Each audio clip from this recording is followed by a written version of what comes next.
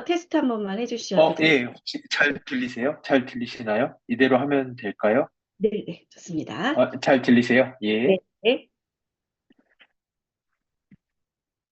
예, 그래서 오늘 그 자료 준비되어 있는데, 제가 알기로 제 강의를 여러 번 들어보신 걸로 알아요. 그래서 앞쪽 내용들은 최대한 건너뛰고, 바로 결과지 해석 내용이랑 그 다음에 겉모닝이랑 이어지는 영역, 왜 겉모닝이 중요한지 이쪽으로 조금 넘어가 보도록 하겠습니다. 그래서, 어, 오늘 오늘 낮에는 잠시만요. 오늘 낮에는 제가 서울대 의대에서 강의가 있었어요. 그 발표가 있었어요. 그래서 서울대 의대에서 그 서울대 의사 선생님들이 같이 하는 마이크로바이옴 연구회라는 곳이 있는데 거기에 가서 제가 오늘 발표를 할 기회가 있었는데 거기에서도 저희 서울대의 그 다른 그 서울대 어린이병원의 신경정신과 선생님과도 이미 어린이 자폐라든지 이런 연구들을 많이 하고 있거든요. 근데 오늘 그 연구에 참석하신 다른 교수님 한 분도 이제 끝나고 저에게 질문을 하시더라고요. 그분이 이제 그 어린이 자폐 쪽 연구를 많이 하고 있는데, 보면 볼수록 마이크로바이옴이 그 어린이 자폐와 상당히 연관관계가 크고, 그 인지능 발달, 인지 발달과도 상당히 큰 상관관계가 있는 걸로 보인다 하면서 같이 공동 연구했으면 좋겠다 이렇게 말씀을 하시더라고요. 그런 것처럼 어 제가 볼 때는 무엇보다도 어린아이들의 마이크로바이옴이 어 사실 이렇게 말하면 안 되지만 성인분들보다는 훨씬 더 가능성이 높아요. 어린아이들은. 제가 예전에도 말씀드렸던 것 같은데 그 태어나고 나서 한 16살까지는 사람은 그 배워가는 과정이거든요. 사람의 육체가. 특히나 사람이 가지고 있는 면역세포라든지 면역 기능은 공부를 많이 하는 시기예요. 그러다 보니까 공부를 하는 교재로 사용하기 위해서 장벽을 살짝 열고 그 속으로 여러 가지 물질들을 가지고 들어오면서 아주 컨트롤드 된 거 하에 이게 이제 장 누수처럼 막 새어 들어오는 게 아니라 아주 컨트롤된 영역 내에서 장 내에 있는 물질들을 가지고 와서 면역 세포들을 교육을 시키고 그리고 여러 가지 신체 발달에서 되게 중요한 것들을 마이크로바이옴을 통해서 해가는데요. 그러다 보니까 그 어린 나이에 마이크로바이옴이 어떻게 설정이 되고 어떻게 만들어지는지가 평생의 건강을 좌지우지하는 되게 중요한 지표라고 많이들 알려져 있습니다. 근데 거기에서 너무 심하게 잘못 갔을 때 나타나는 현상들이 이제 자폐라든지 이런 현상들이라고 보면 될 것 같아요. 그래서 앞쪽은 제가 조금 빠르게 넘어가겠습니다. 앞쪽은 넘어가고. 그래서 이런 식으로 저희가 이제 그 서울대 어린이병원이랑 자폐 연구를 한다든지 또는 성장 연구를 한다든지 인지 연구를 한다든지 이런 연구들을 할 때 보면은 참 놀라운 게 그 한 집에 아이가 몇 명이든 심지어 일란성 쌍둥이, 이란성 쌍둥이 유전자가 100% 똑같은 아이들이 여럿 있음에도 불구하고 자폐는 꼭 거의 한 명밖에 없거든요, 한 집에. 그 말인즉슨 이런 현상들이 아이의 유전자 때문이 아니라 유전자 외에 우리 몸에서의 다른 종류의 유전자라고 알려져 있는 마이크로바이옴 때문이다. 그래서 이런 연구들도 많았죠. 이렇게 일란성 쌍둥이인데 고도 비만, 마른 케이스에 그들의 마이크로바이옴만 쥐에다 이식해도 그 현상이 그대로 나타나듯이 저희가 우울증도 이렇게 해봤고 여러 연구들을 해보면은 마이크로바이옴이 실제 특정 질병의 발현과 훨씬 더 밀접한 관계가 있다라는 거. 그래서 아이들이 일상생활을 살면서 먹고 사는 것들에 대한 반응도가 완전히 달라진다는 거.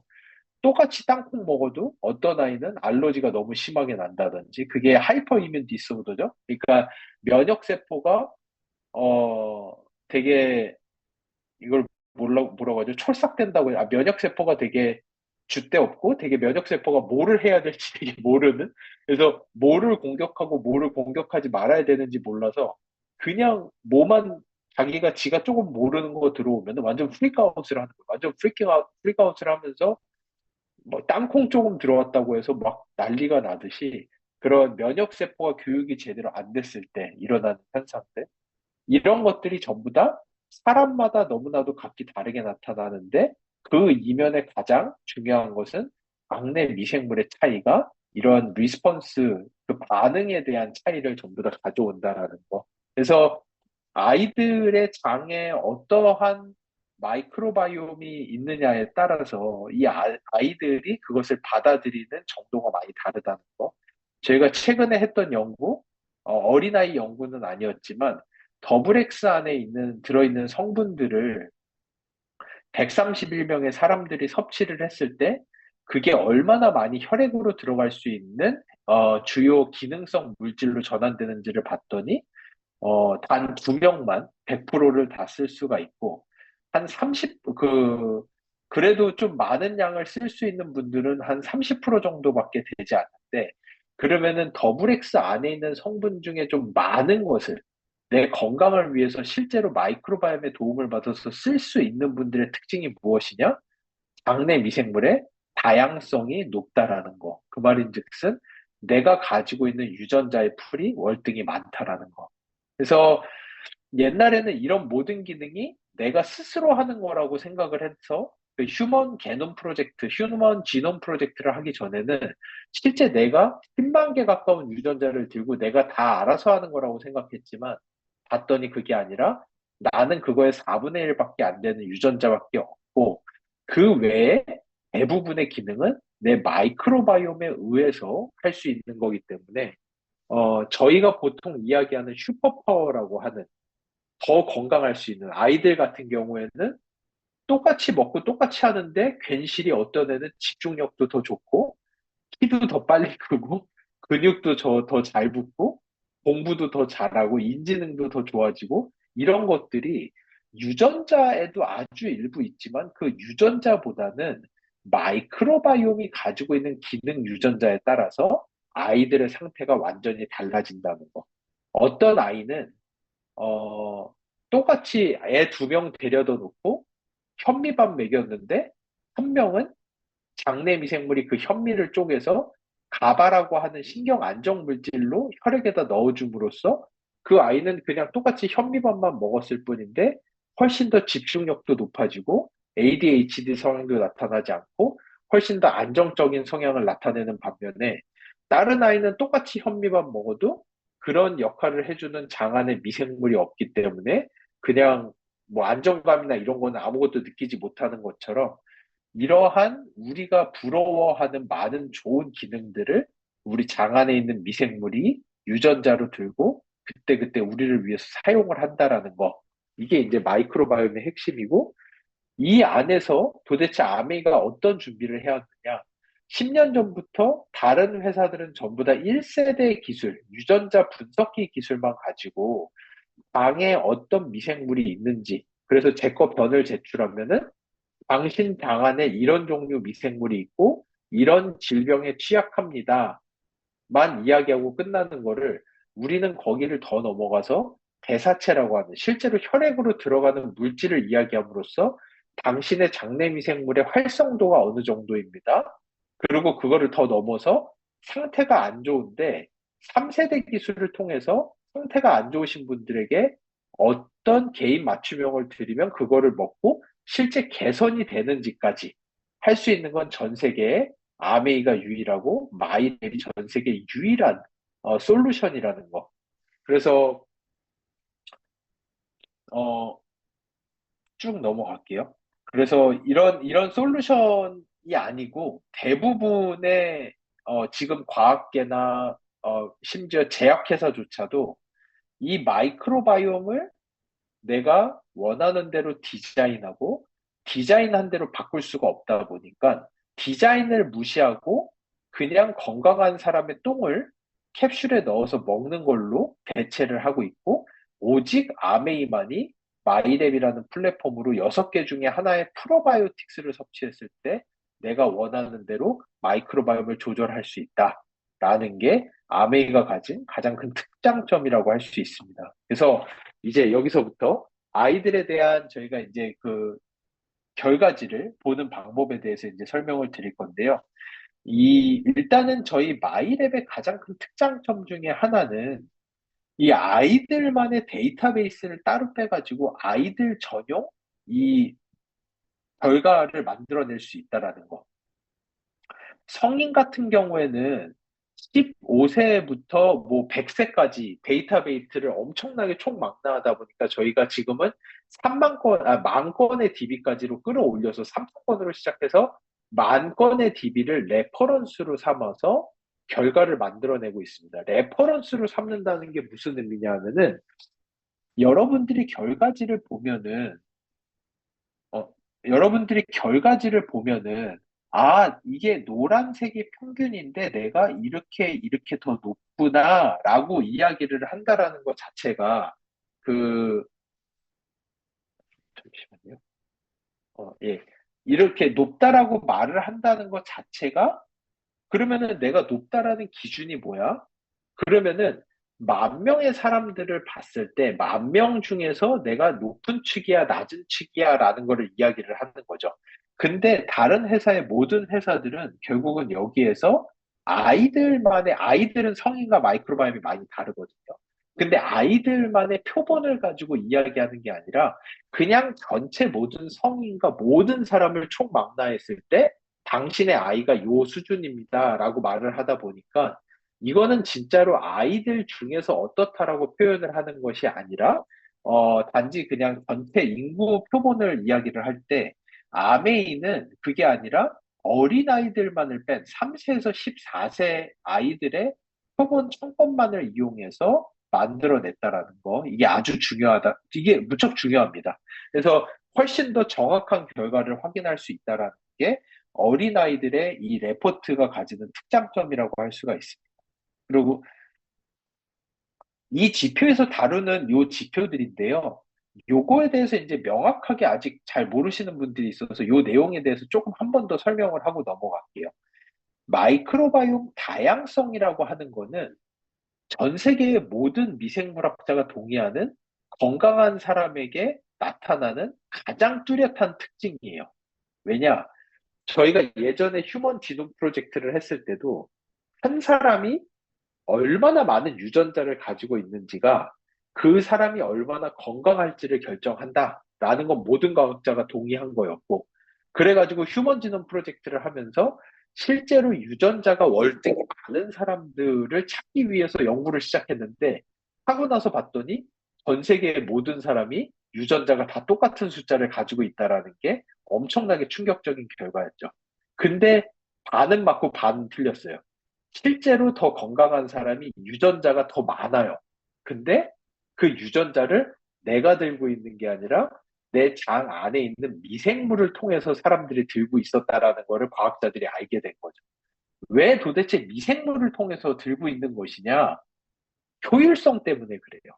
내가 미생물은 저희 24,000개의 기능성 유전자라고 하면은 미생물은 200만 개 정도 되는 100배가 넘는 양의 기능성 유전자를 가지고 있어요. 이게 뭐냐면은 잠깐만 어려운 내용으로 갔다 다시 나올게요. 시간이 너무 늦어서 너무 어려운 내용하면 안 되긴 하지만 센트럴 도그마라는 구조가 있어요. 인간은 DNA가 있고 DNA에서 RNA를 만들어내고 RNA가 단백질을 만들어내면서 저희의 몸의 모든 기능을 이루는 가장 기본적인 게 DNA, RNA, 단백질로 이루어진다라고 합니다. 근데 센트럴 도그마를 하려면 보통 어떻게 되냐면 저희가 가진 DNA 이중 나선을 풀어가지고 DNA를 쭉 계속 읽어요. 우리 몸이. 읽다가 내가 원하는 코드가 나오면은 거기를 딱 RNA라는 걸로 띄어내가지고 이 RNA를 이용해서 프로틴을 만들어내는데 저희가 매일같이 생활을 하는데 중요한 코드를 읽어야 하는 그 케이스가 하루만 해도 수억 번씩 읽어드려야 되는데 그 읽어드리는 거에 대한 에너지 소비가 어마어마해서 저희가 장내 미생물을 통해서 이 유전자 정보를 안 가지고 있고 내가 스스로 가지고 있게 되면 어떤 식이냐면은 내가 매일같이 보는 아주 중요한 문장들이 들어가 있는 책이 있는데 이 책을 국회 도서관에다가 넣어놓는 거예요. 책이 100만 권이야. 그래서 매일같이 내가 원하는 그 문구를 찾으려면은 100만 권의 책 중에서 매일같이 그 문구를 찾고 있어야 되고 에너지 소비가 어마무시한 거예요. 근데 우리는 그러지 말고 요 100권은 내가 계속 써야 되니까 내 집에다가 따로 별도로 도서관을 만들어서 딱 100권만 들어있는 도서관을 만들었다. 그러면 훨씬 더 효율적이겠죠. 이 100권의 책에서 그 문장을 찾는 거랑 100만 권의 책에서 문장을 찾는 거는 차원이 다른 일이잖아요. 그게 인간 유전자의 비밀인 거예요. 인간이 하루를 살면서 이거는 더 건강하고 덜 건강하고의 문제가 아니라 그냥 너무나도 당연하게 내가 사는데 필요한 유전적 정보들은 딱 아주 소량으로 모아놓은 게 인간 유전자. 근데 그거 외에 내가 더 건강하기 위해서 내가 들고 있는 별도의 무수히 많은 유전자는 마이크로바이옴을 통해서 가지고 있어요. 그래서 조금 어려웠지만 다시 돌아오면은 장내 미생물이 다양한 사람은 내가 실제로 가용할 수 있는 유전자의 숫자가 엄청나게 높기 때문에 장내 미생물 다양성이 높은 사람은 월등히 더 건강합니다. 네, 그게 일단은 하나. 그래서 다양성은 일단은 높고 봐야 돼요. 다양성 높으면은 뭐 논문이 너무너무 많아요. 자폐증, 제가 챗GPT한테 자폐증의 자폐 아이들의 특징이 뭐야? 마이크로바이옴 특징이 뭐야? 라고 물어보면 첫 번째 답변이 장내 미생물의 다양성이 낮아요. 예요. 저희가 쥐 연구를 하는데 쥐들의 인지능을 테스트를 해요. 인지능이 쥐들이 떨어지게 할 수 있어요. 그러고 나면 가장 드러나는 첫 번째 특징, 장내 미생물의 다양성이 떨어지기 시작해요. 이게 가장 큰 특징이라고 할 수 있습니다. 그 다음이 포스트바이오틱스 균형이라는 건데, 포스트바이오틱스란 무엇이냐? 마이크로바이옴이 있고 우리 혈액이 있으면은 마이크로바이옴이 만들어내는 물질들만 제가 누누이 말씀드렸죠. 장세포를 통과해서 혈액으로 들어갈 수가 있어요. 마이크로바이옴이 만들어내는 물질이 무수히 많지만 그 중에서도 가장 중요한 게 뭡니까? 라고 하는 물질을 저희가 포스트바이오틱스라는 물질로 묶어놓은 거예요. 단세지방산이라고 해서 아세트산, 프로피온산, 뷰티르산인데요. 일단 아세트산 같은 경우에는 우리 몸의 신진대사를 무척 원활하게 하고 면역세포들의 영양소로 활용이 되고 중성지방과 콜레스테롤을 만들어내는 아주 기초적인 빌딩 블럭, 그러니까 레고 블럭 같은 존재예요. 그러다 보니까 현대인들에게는 사실은 아세트산은 아주 좋은 건 아니에요. 중성지방이나 콜레스테롤이 자꾸만 높아질 수가 있어요. 아세트산이 많으면. 프로피온산이란 건 뭐냐면은 아세트산의 기량작용을 하면서 혈중 콜레스테롤이나 중성지방을 조절을 해주고 식욕을 억제하게 해줌으로써 최근에 대사질환에 엄청나게 좋은 각광받는 치료 물질 중에 하나로 떠오르고 있는 게 요 프로피온산이라고 하는 거예요. 뷰티르산은 히어로예요. 뷰티르산이 제일 중요해요. 뷰티르산이 뭐냐면은 우리 몸의 첫 번째 배리어가 장인데, 장은 8m짜리 엄청나게 큰 올간이에요. 장은 우리 몸에 있는 기관 중에서 피부 다음으로 제일 커요. 장을 다 펼치면은 테니스 코트만 해요. 근데 이 장세포들이 먹고 살아야 되잖아요. 장세포도 매일같이 장세포는 3개월에 한 번씩 다 새 걸로 교체가 되거든요. 그 정도로 교체 주기가 빠른 장기 중에 하나인데 이 장세포가 교체를 하고 장세포가 튼튼하기 위해서 필요한 가장 중요한 에너지원 중에 하나가 뷰티르산이라고 하는 물질이에요. 근데 왜 이 뷰티르산이 너무나도 특이하냐? 보통 내 몸 안에 무척 중요한 물질이라고 하면은 내가 스스로 만들거나 자연계에서 매일같이 먹는 물질들이 대부분인데 이 뷰티르산은 내가 스스로 만들지도 못하고 내가 음식을 통해서 섭취도 안 되고 오직 장내 미생물이 만들어지는 것밖에 저희가 흡수할 수 있는 방법이 없어요. 그래서 뷰티를 조금 있다가 제가 장누수랑 겉모닝에 대해서 잠깐 말씀드릴 건데 뷰티르산의 농도가 떨어지기 시작하면은 첫 번째 나타나는 현상이 페트리스카니 교수가 정리해 놓은 바와 같이 엔도톡세미아, 뇌독소증, 더 쉬운 말로는 장누수 현상이 나타나기 시작합니다.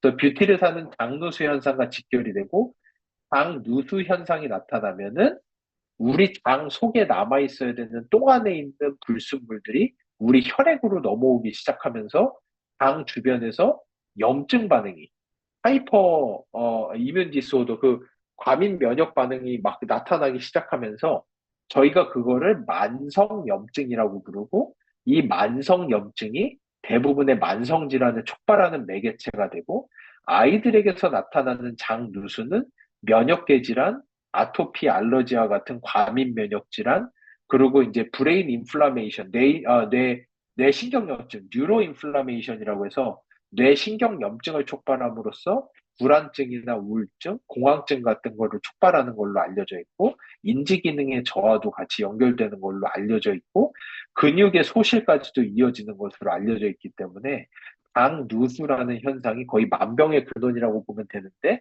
그거에 가장 좋은 치료제가 이 뷰티르산이라고 하는 물질입니다. 그래서 그게 포스트바이오틱스에 있는 물질 중 하나. 유익균은 비피도박테리아 락토바실러스 잘 아시죠? 이런 잘 알려져 있는 유익균들이 있고, 락토바실러스는 보편적으로 암에 정착할 수 있는 유해균들을 없애주는 걸로 제일 유명하고, 비피도박테리아는 뭐로 제일 유명하냐? 뷰티르산을 많이 만드는 걸로 제일 유명하다고 보시면 될 것 같아요. 그게 제일 쉽게 설명할 수 있는 내용입니다. 유해균 지표는 여기 이제 가장 많이 나타나는 유해균이 박테로이데스 후라길리스와 같은 유해균. 박테로이데스 후라길리스는 유해균으로서 지정은 되어 있지만, 일단은 장내 미생물의 마이크로바이옴의 다양성이 높고 포스트바이오틱스 균형이 충분히 높으신 분들, 유익균의 지표가 어느 정도 있으신 분들에게서 프라길리스가 나타난다? 크게 염려하실 필요 없는 현상이에요. 프라길리스는 우리 몸의 면역세포들을 조금씩 뭐라 그러죠? 조금 비속어로 얘기하면 갈군다고 해야 되나요? 저희 몸의 면역세포들을 자꾸만 티징을 하면서 우리 몸의 면역 상태가 아주 레디네스, 그러니까 굿투고, 정말로 이제 준비가 된 상황으로 매일같이 유지시켜 주는데 또 좋은 역할을 하는 걸로도 알려져 있어요. 언제나 나쁜 것만은 아니에요. 하지만 다른 캄필로박타, 또 C. 디피실리, 살모넬라 엔테리카, 막 이런 것들이 나오면은 그거는 병원으로 가보시는 게 맞습니다. 그때는 병원으로 가보시면 좋고요. 예, 그리고 건강 관련 미생물들도 지표가 많은데 이건 다음에 조금 다음 장에서 좀 더 설명을 드릴게요. 그래서 저희가 보는 방식은 일단은 다회차 분석을 하시게 되면 이런 식으로 나와요. 첫 번째, 두 번째. 포스트바이오틱스 균형이 첫 번째에 비해서 높아졌고, 다양성이 첫 번째에 비해서 높아졌고, 높아졌고, 높아졌고 해서 4분의 표로 우상향을 하면은 가장 좋은 결과라고 볼 수 있습니다. 요렇게 나오려면은 1차 분석이 요렇고 2차 분석이 요렇게 됐을 때 요런 식으로 지표가 나올 수가 있어요. 그리고 근데 이제 여기에서 1차보다 2차가 더 떨어진다든지 이런 케이스들이 나타나죠. 근데 이게 저희가 이번에 4천 건이 넘는 실제 데이터를 가지고 통계 분석을 해봤어요.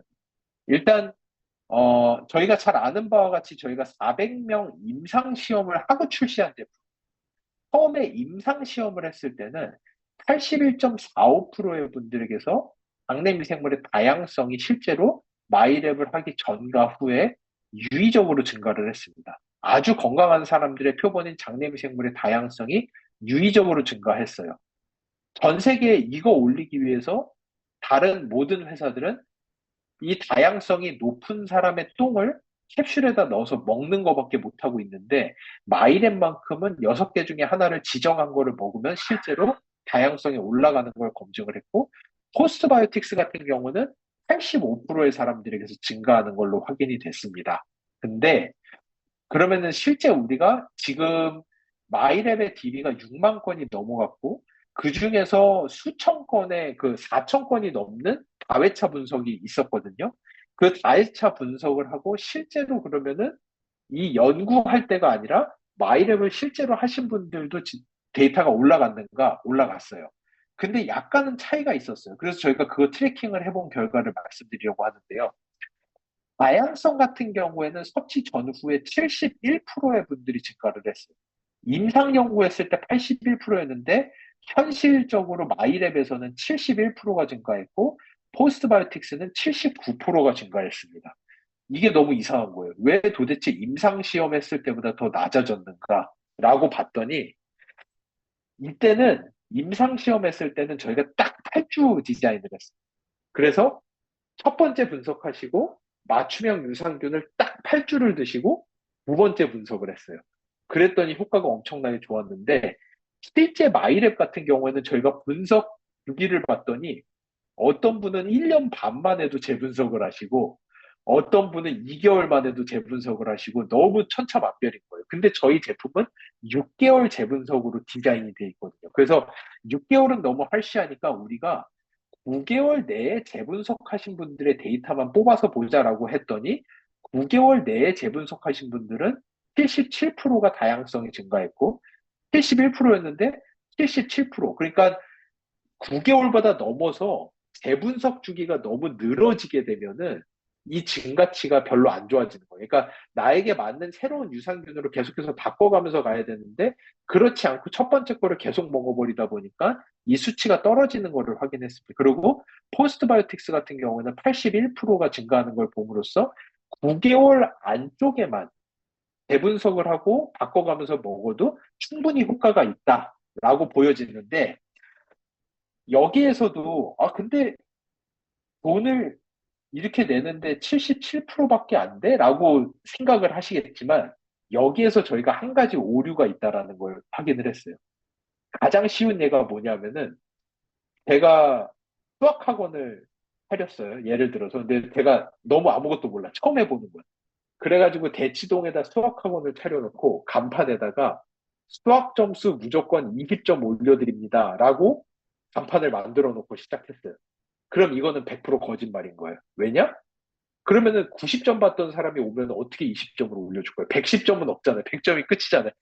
90점 받던 사람들은 영원히 못 올라가는 거고, 근데 20점 받던 사람들이 20점 올려주는 건 너무 쉬운 거예요. 이거는 학원 다닐 필요도 없을 정도로 쉬운 일이 되는 거죠.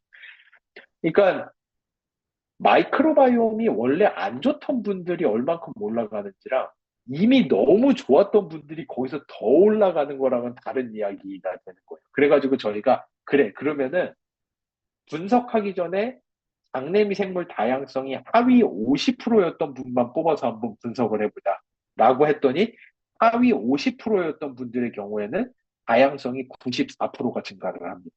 그러니까 실제로 처음에 안 좋았던 분들은 거의 다 워킹을 한다라고 보면 돼요.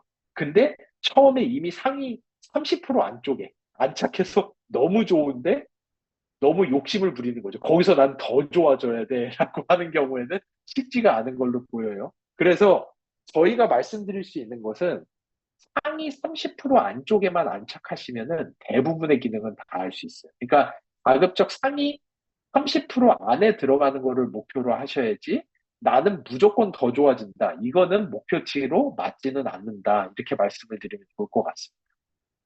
그래서 1차 분석 제가 이것도 생각보다 시간이 오래 걸리네요. 제가 가급적 마지막에 한 15분 정도, 10에서 10분, 15분은 제가 질의응답 통해서 하려고 하거든요.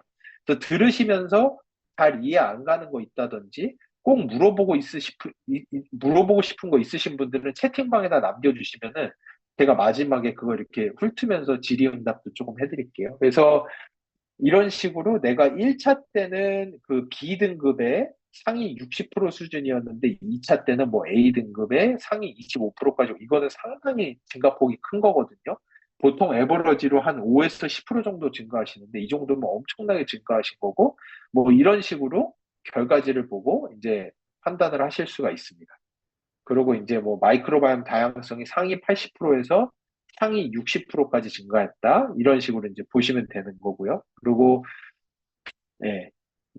그리고 이제 어린아이들 같은 경우에는 뭐 몇 가지 다른 것들이 있죠. 콜레스테롤 건강, 이런 거는 어린이들에게는 문제되는 게 아니잖아요. 그래서 콜레스테롤 건강, 이런 거는 없고, 성장 건강 관련 장내 미생물 수치라든지, 이런 것들이 좀 신규로 들어가 있는데, 성장 건강 같은 경우에는 저희가 레퍼런스로 딴 논문들이 어떤 논문들이냐면은, 그 빌 앤 멜린다 게이츠 아시죠? 빌 게이츠 그가 하는 재단인데 그쪽에서 어린아이들을 대상으로 연구를 엄청 많이 했어요. 그걸 이제 방글라데시라든지 이런 쪽에 성장이 안 되는 아이들을 보고 연구를 하면서 도대체 아무리 잘 먹어도 성장을 못하는 아이들의 특징이 무엇이냐 이런 것들을 통해서 실제로 많이 좋은 영양소를 먹음에도 성장하지 못하는 아이들이 장내 미생물의 특징이 어떤 것들이 있다. 정리가 되어 있는 논문들이 있거든요. 그래서 서브라마니안이라든지 이런 사람들이 했던 좋은 연구들인데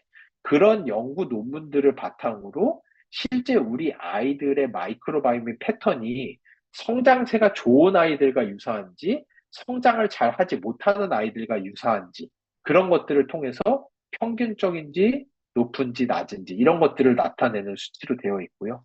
수면 건강 같은 경우에는 가바 생성이라든지 그리고 저희가 트립토판이라고 저희가 매일같이 먹는 건데 그거를 장내 미생물이 쪼개기 시작하면은 쪼개면서 첫 번째 바이 프로덕트가 세로토닌이에요. 행복 호르몬. 그 두 번째 바이 프로덕트가 멜라토닌이에요. 수면 호르몬. 그러다 보니까 장내 미생물들에 의해서 행복 호르몬, 수면 호르몬 이런 것들이 다 조절이 되거든요. 그래서 그런 세로토닌, 멜라토닌 가는 과정에 있는 미생물들의 수치를 통해서 실제로 인지 건강, 수면 건강, 스트레스 건강 이런 것들을 저희가 지수로 나타낸 게 건강 관련 지수들이라고 볼 수 있습니다. 그거 외에도 제가 예전에 엔자임 바이옴 이야기하면서 많이 말씀드렸는데 사람이 먹는 음식에 아이들이 먹는 음식에 실제로 한 3, 40%만 자기 스스로 소화해서 흡수하는 거지 나머지 50에서 70% 가까운 영양소는 장 안에 있는 미생물들이 잘게 부수고 물질을 단 구조로 만들어줘야지만이 장벽을 통해서 혈액까지 흡수가 되거든요. 그래서 탄수화물이나 단백질 소화, 비타민 생성 이런 것들에 관련된 미생물 수치들을 이제 저희가 분석을 해서 어느 정도 효율 있게 활용을 하는지 나타낸 거고요. 여기에서 파생된 게 예전에 말씀드린 대로 엔자임 바이옴 제품인 거죠. 실제로 저희가 요 탄수화물 단백질 소화능이 탑 10%에 있는 분들만 뽑아서 장 안에 있는 미생물의 특징을 찾았고 그 미생물을 효소와 함께 붙인 게 엔자임 바이옴 제품이기 때문에 그런 분들은 이런 미생물을 이식을 받는다고 보면 되는데 여기서 한 가지 명확하게 이해를 해야 되는 거는 우리 장은 무척 특이하다 보니까 다른 사람 장 안에 있는 미생물을 이식을 해서 넣는다 하더라도 그 미생물이 내 장에 정착할지 말지는 사실은 미지수예요. 하지만 그 미생물이 들어온 그 개가 내 입으로 들어와서 똥으로 나가기까지 12시간 동안은 개가 작동을 할 수가 있어요. 그러니까 그런 구조로 엔자임 바이옴이 만들어진 거지 엔자임 바이옴 안에 있는 미생물이 내 장 안에 들어와서 완전히 정착한다? 사실은 쉽지 않습니다. 사람들마다 마이크로바이옴이 완전히 다른 이유는 자기 장에 특화되어 있는 미생물 그 공급들을 가지고 있기 때문이에요. 그래서 아까 말씀드린 다른 사람 똥을 캡슐에 넣어서 먹어가지고 병을 고침에도 불구하고 그것도 6개월에 한 번씩 그 캡슐을 계속 먹어줘야 돼요. 왜냐? 다른 사람 장 안에 있던 미생물이 내 장 안에 그대로 정착을 못하고 정착을 한다 하더라도 6개월이 채 안 돼서 다 떨어져 나가버리기 때문이거든요. 그래서 엔자임 바이옴 먹는다고 한 번 먹으면 내장에 정착해서 다시 먹을 필요 없어요. 이거 절대 아닙니다. 걔 입으로 들어와서 똥으로 나갈 때까지 12시간 작용밖에 못해요. 그게 현재 우리가 할 수 있는 최대한 일 뿐이에요. 죄송합니다. 아직은 거기까지밖에 안 돼요. 예. 그리고 근육 건강이라든지 피부 트러블, 예민함, 과민 면역 반응 이런 지표들이 여기 들어가 있고요. 그리고 이제 비피도박테리아랑 락토바실러스가 어느 정도 있는가? 이거는 어 일단은 비피도박테리아나 락토바실러스 둘 중에 하나만이라도 높으면은 좋아요. 작용점은 락토바실러스는 소장에서 작용하고 비피도박테리아는 대장에서 작용을 해요. 둘 다 높으면 좋겠지만 일단은 둘 중에 하나만이라도 충분히 높아주면은 크게 문제될 거는 없습니다. 프라길리스는 아까 처음에 설명드렸으니까 괜찮고요.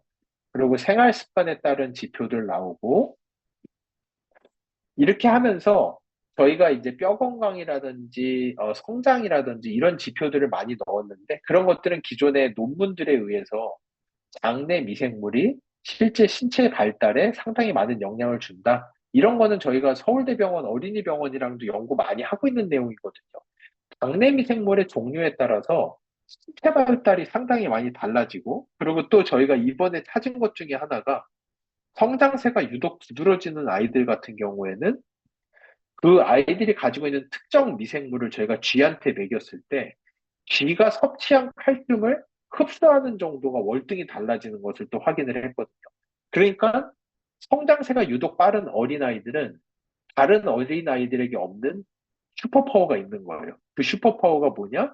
장 안에 있는 미생물을 통해서 내가 먹는 칼슘을 혈액까지 흡수하게끔 하는 능력이 월등히 뛰어난 아이들이 있는 거죠. 예, 그런 것들을 우리가 이제 제품으로 만들어서 이식하는 과정으로 하려고 준비하고 있습니다. 그래서 이런 것들이라든지 뼈 성장, 이게 이제 칼슘 흡수라든지 또 뼈 성장에 아주 중요한 호르몬들을 마이크로바이옴이 자극을 해서 많이 만들어내는 것들. 특히나 장내 미생물의 다양성이 높으면은 뼈 성장에 월등히 도움을 많이 준다라는 거는 논문으로도 이미 많이 나와 있고요. 그리고 영양소의 흡수도 증가한다라는 거. 뭐, 이런 거는 이미 여러 번 얘기를 했기 때문에. 그리고 또 인지능과 장내 미생물의 다양성의 상관관계가 있고, 장내 미생물 다양성이 높을수록 아이들의 인지능이 높더라라는 이스라엘에서의 연구도 있었습니다. 이런 식으로. 왜냐? 장 안에 있는 미생물들이 뇌에 작용, 뉴로트랜스미터들을 많이 만들어내요. 그러니까 요즘에 아까 제가 서울대 의대에서 발표했다고 했는데 거기에서 그 교수님이 저에게 이제 여쭤보신 것도 지금 연구하는 게 캔디다 알비칸이라고 하는 그 곰팡이에요. 예전부터 많이 알려져 있었는데 아이들이 원래는 장에 곰팡이가 거의 없어요.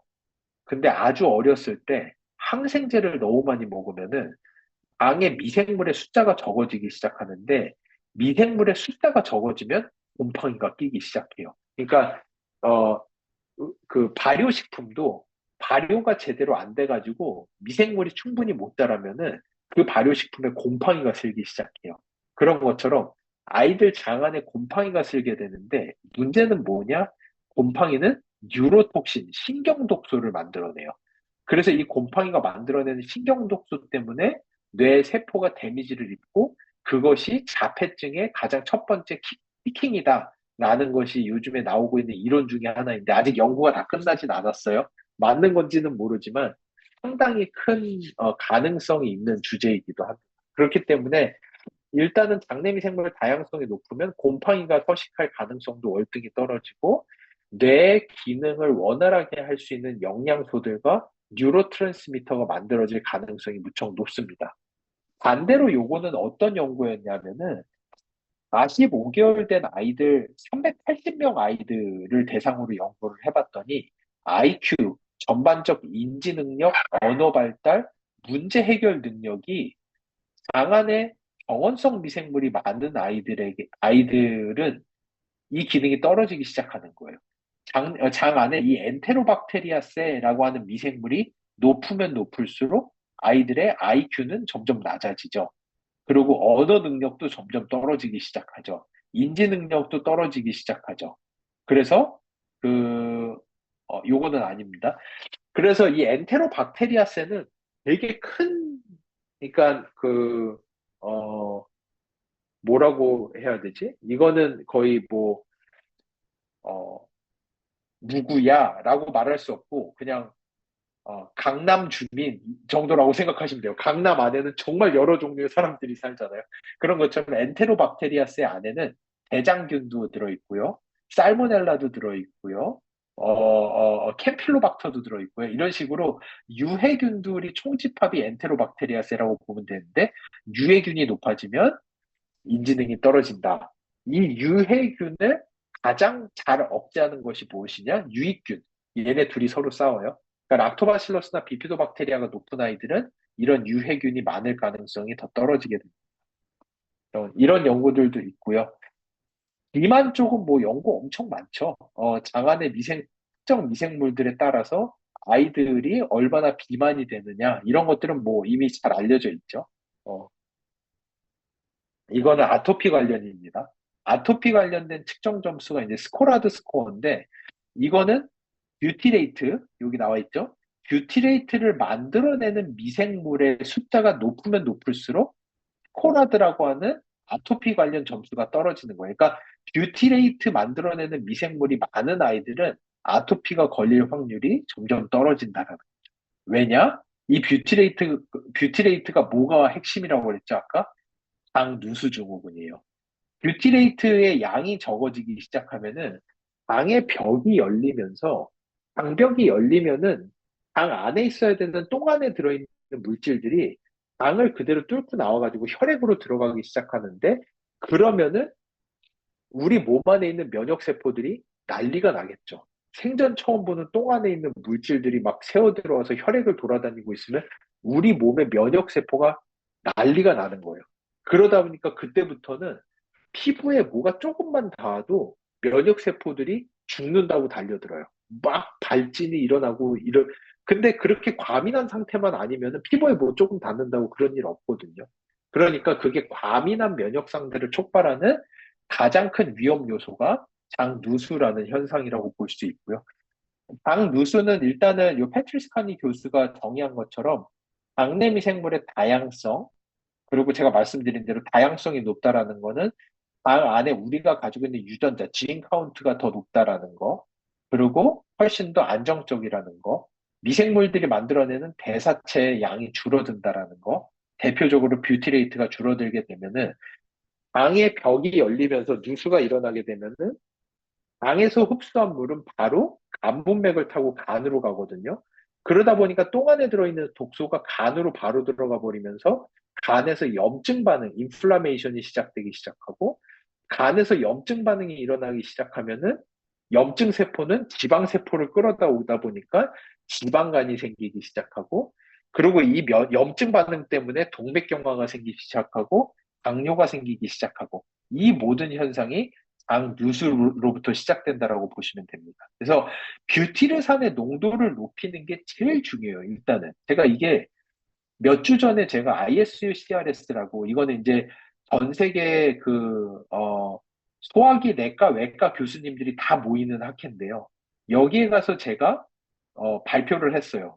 이번에는 전 세계를 돌면서 하는 학회인데 인터내셔널 학회인데 이번에 한국에서 발표를 했는데 거기에서 의사 선생님이 저한테 했던 얘기가 방 안에 뷰티르산만 높일 수 있어도 의사들 반은 굶어 죽는다고 하신 내용이에요.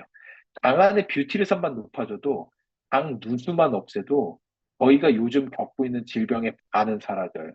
우울증, 불안증, 공황증, 알츠하이머, 치매 다 장 누수로부터 촉발된다고 알려져 있고요. 당뇨, 동맥경화, 심혈관계 질환 다 장 누수로부터 나온다고 알려져 있고요. 심지어 근육 아트로피라고 해서 근육의 소실조차도 장 누수로부터 시작된다고 알려져 있어요. 아이들 같은 경우에는 인지능 저하, 불안증, ADHD, 성장 저하, 호르몬 생성 저하, 전부 다 장 누수로부터 시작이 됩니다. 그래서 이거를 막아야 되는데, 이거를 막는 가장 좋은 방법 중에 하나가 사실은 굿모닝이라고 하는 루틴이에요. 이게 왜 그러냐 하면은, 장내 미생물은 여기 잠깐 어려운 내용인데 시간도 이제 거의 다 써가지고 제가 잠깐만 빠르게 하고 넘어갈게요. 그 장내 미생물은 제일 좋아하는 거는 설탕이에요. 근데 설탕이 들어오면은 뷰티르산을 안 만들어요. 설탕이 들어오면은 젖산밖에 안 만들어요. 근데 얘네들이 뷰티르산을 만들려면은 일단은 설탕과 관련된 이런 종류의 영양소가 싹 사라져야 돼요. 그래야지 이 장내 미생물이 공장이 뷰티르산이라는 물질을 만들어낼 준비 상태가 끝난 거예요. 에디덴스가 된 거예요. 그게 저희가 밤새도록 자면서 굶죠. 밤새 자면서 굶고 나면은 이 공장은 뷰티르산을 만들 준비가 되었어요. 그러면은 그때 일어나가지고 눈 뜨고 첫 번째 먹는 물질이 하루 종일 어떤 물질을 만들어내는지 가장 중요한 역할을 해. 그 첫 번째 먹는 물질이 뷰티르산을 만들어낼 수 있는 전구체 물질을 먹게 되면은 하루 종일 장내미생물은 뷰티르산을 만들기 시작하는 거고 아침에 하필이면 먹은 게 젖산 만들어내는 설탕 종류 먹어버리면은 하루 종일 젖산만 만들고 끝나는 구조라고 보시면 됩니다. 그래서 굿모닝으로 먹는 프로틴과 파이버 있으면 파이버도 같이 먹으면 좋아요. 난소화성 파이버. 그리고 저희가 이번에 연구를 했거든요. 56명의 마이크로바이옴을 가지고 연구를 했는데, 일단은 아침에 식물성 단백질에다가 프로바이오틱스 먹으면은 뷰티르산 생성량이 월등히 높아지는데, 여기서 또 한 가지는 뭐였느냐? 마이랩 으로 지정된 개인 맞춤형 유산균을 먹으면은 365보다도 뷰티르산 생성능이 20% 정도 추가 증가한다라는 걸 확인을 했어요. 그러니까 실제로 내 당에 맞는 미생물을 먹으면은 뷰티르산 생성능이 월등히 더 좋아집니다. 그래서 개인 맞춤형 있으시면은 365보다는 가급적 개인 맞춤형으로 넣어서 하시는 게 더 좋아요. 가급적 파이버 있으면 파이버도 같이 드세요. 파이버도 같이 먹으면 좋고요. 더 놀라웠던 거는 더블엑스도 같이 먹으면은 더블엑스를 통해서 생성되는 뷰티르산의 양도 추가적으로 더 증가가 됩니다. 그리고 또 한 가지, 이거는 저희가 옛날에 다른 회사에다가 기술 개발해서 기술 이전을 했던 건데 아메이가 아닌 다른 회사에다 기술 이전한 건데 아메이가 이거를 어떻게 알았는지 모르겠어요. 근데 프로바이오틱스는 가루로 돼 있잖아요. 근데 미생물은 원래 물이 있어야지만 활동성이 있어요. 근데 문제는 뭐냐면은 프로바이오틱스를 맹물에 타버리면은 물의 삼투압 때문에 애들이 죽어요. 그래서 저희가 예전에 발견한 게 그 물 안에다가 특정 아미노산을 넣은 다음에 프로바이오틱스를 넣어서 1분만 흔들어 주면은 미생물의 효과가 극대화되는 것을 확인한 바가 있거든요. 근데 딱 그게 굿모닝의 액션이에요. 물에다가 단백질 넣고 프로바이오틱스 넣고 1분을 흔들면은 미생물의 효과가 가장 극대화될 수 있습니다. 그러니까 그 마이랩 맞춤형 유산균 거기다가 APP 파이버 있으면 파이버 넣고 가급적이면 더블엑스랑 같이 1분 동안 흔들어 드시면은 가장 효과가 좋습니다. 예. 그래서 그렇게 하면 하루 종일 장내 미생물이 뷰티르산을 만들어내는데 이 뷰티르산만 제대로 만들어지면 하루 종일 당 누수가 억제되면서 염증 반응도 떨어지고 과민성 염증 반응도 떨어지게 되고 뇌 기능도 훨씬 활발해지고 안정감도 높아지고 근육 생성량도 많아지고 만병통치약이에요. 예. 그리고 또 요거를 할 때 되게 중요한 게 수분 섭취예요.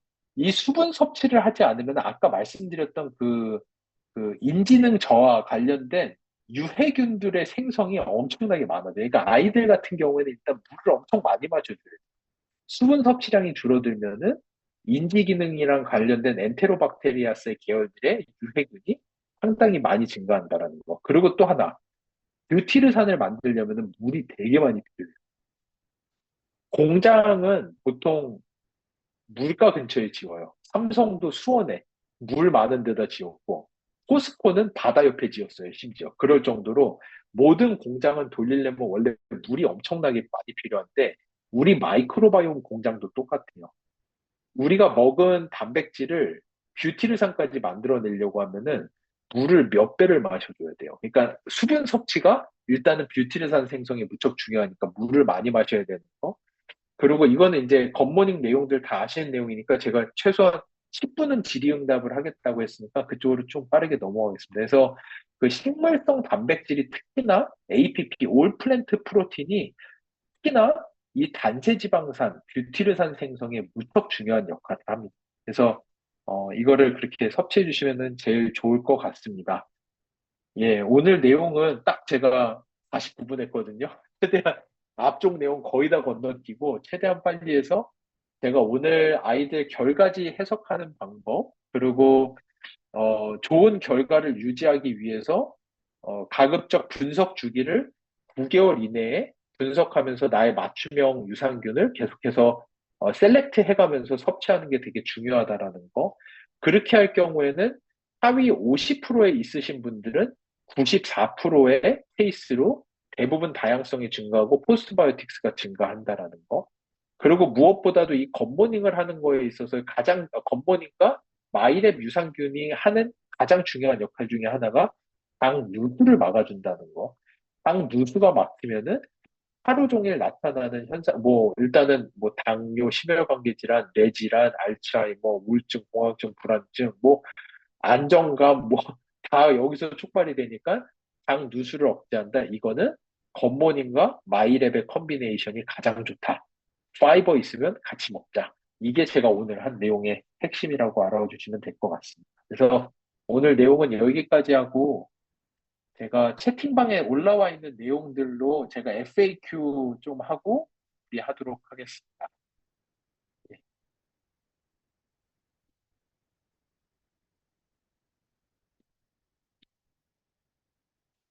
예, 유아기부터 수면 패턴이 좋지 않은 아이들의 검사를 권유했습니다. 기대해 볼 수 있는 결과가 있을까요? 일단 아주 어린 아이들의 수면 패턴이 안 좋은 가장 큰 이유 중에 하나가 장 불편감이에요.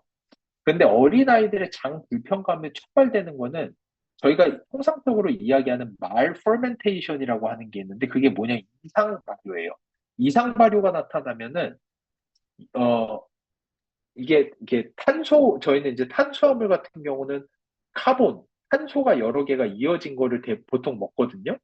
근데 이거를 쪼개요. 이거를 이제 6개짜리 한 줄짜리를 먹으면 이걸 3개씩 둘로 쪼개고 2개씩 3개로 쪼개고 이런 식으로 하면서 쪼개진 것을 저희가 단세 지방 산이라든지 유기산이라고 하는 한 성분으로 이게 바뀌게 되면은 당이 편해요.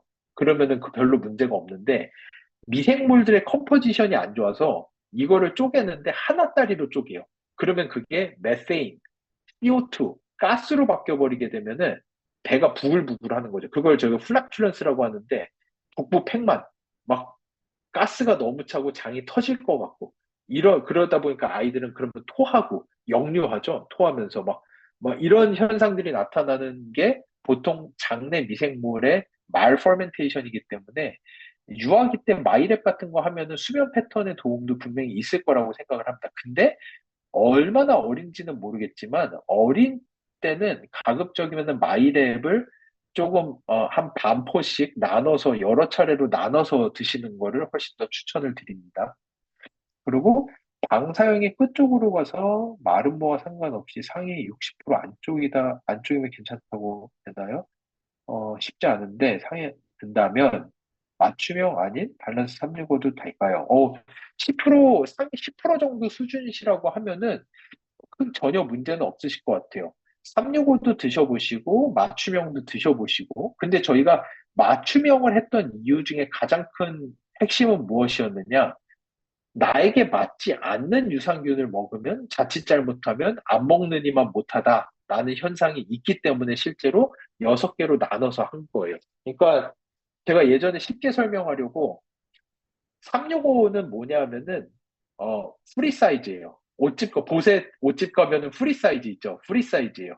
근데 체형 좋고 몸 날씬하고 되게 예쁘신 분은 아무 데나 가서 프리 사이즈 아무거나 사 입어도 다 괜찮아요. 장 상태 좋으신 분들은 뭐 아무거나 프리 사이즈 해도 괜찮아요. 그렇기 때문에 이 정도로 좋으신 분은 아마 365 드셔도 될 것 같아요. 근데 나는 덩치가 뭐 예를 들어 너무 말랐다. 근데 프리 사이즈 입으면은 멋이 안 나잖아요. 나는 너무나도 덩치가 큰데 프리 사이즈 맞지가 않잖아요. 그래서 저희는 마이랩을 95, 100, 105, 110 이렇게 나눠 놓은 거예요. 6개로. 그래서 그 안에서 맞춰가는 거고 나는 103인데 죄송합니다. 그럼 105를 입든 100을 입든 그렇게 가기는 해야 되지만 프리 사이즈보다는 나은 거예요. 그러니까 가급적 어느 정도 안 좋으신 분들은 마이랩을 훨씬 더 추천드려요. 그렇지만 상위 10% 안에 있다? 365 드셔도 되지만 가급적 정기적으로 최소한 마이랩 검사를 통해 가지고 내가 계속 상위에 있는지는 모니터링을 해보시는 게 좋을 것 같습니다. 마이랩과 엔자임 바이옴 저희가 처음에는 가급적 2개를 한 번에 같이 먹지 말라고 말씀드렸는데 저희가 기량작용을 보니까 마이랩에 있는 미생물들이랑 엔자임 바이옴 미생물은 크게 상관관계가 없더라고요. 요즘에 제가 이제 조금 바꿔서 말씀드리는 거는 같이 드셔도 됩니다. 크게 상관없어요. 엔자임 바이옴 마이랩은 근데 엔자임 바이옴이랑 마이랩 아닌 다른 거는 저희가 안 해봤어요. 저희균주가 아니다 보니까 그거는 연구는 못 해봤지만 마이랩 엔자임 바이옴은 어느 정도 같이 섭취하셔도 큰 문제는 없는 걸로 보입니다. 그리고 요게 지금 6개월마다 매번 하기가 쉽지 않잖아요. 그래서 저희가 지금 저희 회사에 이미 전기 부착형 센서의 프로토타입이 나와 있어요. 그래서 아직 몇 년은 걸려요. 아직 1, 2년 정도 한 2, 3년 걸릴 것 같기는 한데, 일단 프로토타입이 이미 나와 있고, 연구를 계속 하고 있기 때문에, 마이랩 한 번 하고 나서, 그 다음에 변기 부착형 센서로 매일같이 검사 결과를 추가적으로 보실 수 있는 패턴을 만들어가고 있거든요. 그렇지만 지금 연구하고 있는 내용 중에 하나가 뭐냐면은, 마이랩 분석해서 피벗으로 걸어 놓은 다음에 도대체 얼마나 길게, 진짜 한 2, 3년 동안 다시 마이랩 안 하고도 변기 부착형 센서만으로도 계속 점수가 정확하게 모니터링이 되는지 아니면은 피벗에서 어느 시점에 벗어나는지 이런 것들을 아직 모니터링을 좀 하고는 있거든요. 그래서 나중에 실시를 할 테니까요. 조금 불편하시더라도 그때까지만 좀 참아주시면 좋겠습니다. 예. 6개월마다 검사해서 맞춤형 유산균 다양성이 높다는데 검사를 매 6개월마다 진행을 해야 하나요? 이게 문제가 사람들마다 조금씩 달라요. 어떤 사람은 한두 달 만에도 바뀌시는 분들이 있고요. 어떤 분은 지금 보면은 1년이 가도 되게 유지가 잘 되는 분들이 있으세요. 사람마다 조금 다르다는 거는 문제인데 평균적으로 6개월, 그리고 저희가 아까 제안드린 것처럼 9개월 안쪽에만 해도 효과가 77% 정도면은 상당히 높은 수준이거든요. 그러니까 9개월 안쪽에만 재분석을 해보셔도 좋을 것 같아요. 근데 예를 들어서, 나는 벌써 한 6개월에 한 번씩 3번 했는데 계속 유지가 돼. 그러면은 그런 분은 분석 주기가 한 1년 반까지도 갈 수 있다라고 보실 수 있을 것 같습니다. 마이랩으로 2번 유산균 나왔는데 먹은 후에 피부 트러블이 생길 수 있다. 이게 특정 미생물들에 대해서 아토피 반응이 있으신 분들이 간혹 있는 것 같아요. 그래서 요거는, 그럴 수가 있어요. 그러면은 일단은 2번 드시던 거 스탑하시고, 365 드셨으면 365로 다시 가보시는데, 그럴 경우에는 이 유산균을 반포씩 나눠서 한번 드셔보세요. 너무 많은 양으로 한 번에 들어가서 그런 걸 수도 있거든요. 조금 귀찮더라도 조금 적은 양으로 이렇게 여러 번 나눠서 드셔보시는 거 추천을 드리겠습니다. 암 환자분들은 일단은 의사 선생님 허락은 받으셔야 됩니다. 검사하는 거는 상관없어요. 검사하는 거는 전혀 상관이 없는데, 보통 저희가 현재 그 의사 선생님들이랑 연구를 무척 많이 하거든요. 케모라든지 항암제가 들어가면은 보통 장질환이 많이 나와요. 악성 변비, 악성 설사가 반복적으로 나타나고, 장내 미생물도 그 케모테라피에 되게 약하거든요. 그래서 장내 미생물이 거의 다 붕괴되는 케이스들을 많이 보고, 암환자 같은 경우에는 항생제를 달고 살기 때문에 거의 장내 미생물이 초토화 나 있습니다. 그러니까 몇 개월마다가 아니라 그냥 재정적으로 허락이 되는 한에서 최대한 자주 해보시는 게 좋을 것 같다라고 저는 제안을 드립니다. 근데 또, 어, 이런 거는 있을 것 같아요. 너무 케모테라피를 세게 하고 계시면은, 그때는 아무리 분석해봐야 계속 안 좋게밖에 안 나올 거예요. 그러니까 어느 정도 그 케모테라피 주기가 좀 끝난 다음에 해보시는 것도 저는 좀 추천을 드리고 싶어요. 너무 돈 낭비가 될 수가 있거든요. 그러니까 한 번 정도 분석해 보셨는데, 야, 이거 너무 안 좋다. 그러면은 케모테라피 그 항암 치료 때문일 가능성이 높으니까 그 항암 치료가 어느 정도 마무리되고 다시 분석해서 마이크로바이옴을 끌어올리는 쪽으로 생각을 해보시는 게 더 낫지 않을까 좀 그렇게 생각이 됩니다. 자가 면역 질환을 앓고 계시는 분 같은 경우에는 자가 면역 질환이 이미 시작되면은 죄송하지만 쉽지 않아요. 그래서 자가 면역 질환이 발병이 되려면은 보통 잠복기가 3년에서 10년이거든요. 이미 안타깝지만 지난 3년에서 10년간 마이크로바이옴을 너무 많이 소실을 했고, 그러면서 면역세포들의 교육이 전혀 일어나지 않아서 그 3년에서 10년의 잠복기 이후에 결국은 면역세포들이 나 스스로를 분간하지 못하고 나를 공격하기 시작하는 게 자가 면역 질환입니다. 그러니까 가장 좋은 건 예방이에요. 미리미리 장내미생물의 다양성을 높은 상태로 계속 유지를 해서 그 자가 면역 질환이 오지 않게 하는 게 중요하지, 자가 면역 질환이 와버리고 나면은 사실은 정말 쉽지 않습니다. 이거는 그냥 바이올로직스나 이런 거를 통해서 면역계를 억제를 시켜버리는 거밖에 거의 요즘에는 방법이 없는 걸로 알고 있거든요. 예, 예. 그 아토피가 무척 심한 분인데 마이랩 검사 결과에서는 피부 면역이나 피부 트러블 관련 미생물 수치가 높다. 라고 하셨는데 이게 그 결과지를 좀 자세히 보셔야 되는데 높으면 안 좋은 케이스들도 간혹 있거든요. 그러니까 어느 쪽인지는 잘 모르겠습니다. 근데 제가 임의로 해석을 하자면은 피부 면역, 피부 트러블 관련 미생물 수치는 되게 좋게 나왔는데 아토피가 심하시다라고 제가 이해를 한다면은 아토피가 발병하는 원인은 여러 가지예요. 장내 미생물도 되게 크지만 장 누수 현상도 당연히 되게 중요하다라고 알려져 있고, 그거 외에도 식생활이라든지 간혹 가다가는 진짜로 내 유전적으로 나타나는 케이스들도 있거든요. 그러니까 일단은 마이크로바이옴 지표가 너무 좋은데도 아토피가 심하다. 그런 분들은 저는 보통 일단은 뭐 사용하는 세제를 바꿔보시기를 권하고, 그리고 이제 식생활 중에서 내가 진짜 알러지 반응이 있는데 모르고 계속 먹는 것들이 있는지, 또는 햇빛 알러지와 같이 예상하지 못했던 알러지들이 있는지, 이런 것들을 한번 검사를 먼저 병원 가면 해주잖아요. 그 검사를 먼저 한번 마스트 검사라든지 이런 것들을 한번 해보시는 거를 추천을 드리고 싶습니다. 10시가 넘었는데 질문이 정말 많은데 하나만 더 할게요. 어, 아, 먹는 양에 대해서 살이 나서 장 상태가 안 좋은데 유산균을 많이 자주 먹었더니 좋아진 경험이 있습니다. 예, 이거 당연하죠.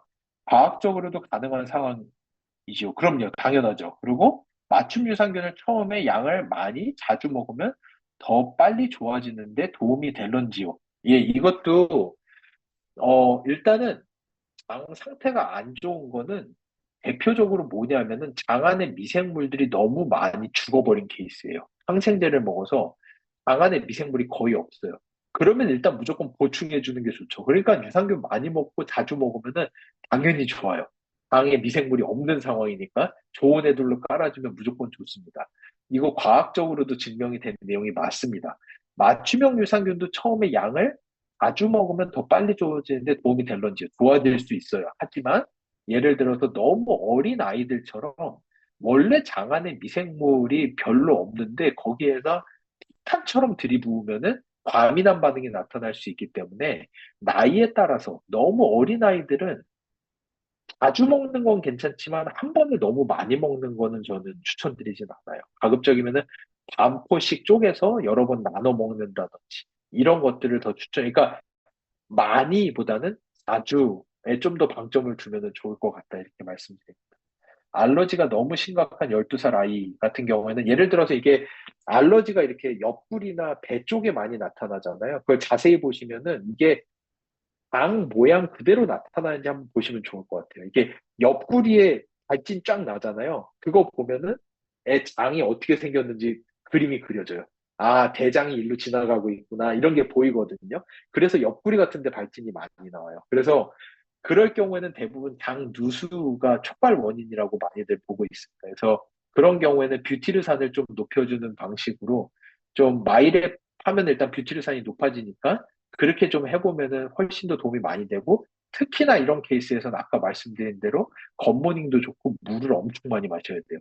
물이 많아야지 뷰티르산이 만들어집니다. 그래서 그런 거 조금 어, 집중해 주시면 좋겠습니다. 죄송해요. 질문이 좋은 게 너무 많은데 시간이 이미 너무 지나서 다음에는 꼭 제가 최소한 15분에서 20분을 빼서 질문을 좀 많이 답할 수 있도록 그렇게 해보겠습니다. 오늘은 여기까지 하겠습니다. 감사합니다. 네, 감사합니다, 대표님. 예. 예, 다들 막 질문 너무 많이 주셔서 이제는 정말 수준과 굉장히 많은 예. 경험들이 이제 생기신 것 같습니다. 다음 달에도 또 대표님께서 함께 해주시면 좋을 것 같고요. 또 이제 많은 도움 받으면 좋을 것 같습니다. 오늘은 여기서 마무리 짓도록 하고요. 또 우리 마음 담아 또 설문을 통해서 또 많은 내용 담아 주셨으면 좋겠습니다. 오늘 함께 해주신 지호셉 대표님께 큰 박수 보내드리면서 오늘 마무리 짓도록 하겠습니다. 9월 이제 며칠 남지 않았습니다. 모두 마지막까지 화이팅 하시고요. 네, 모두 종료로 마무리하겠습니다. 감사합니다. 네.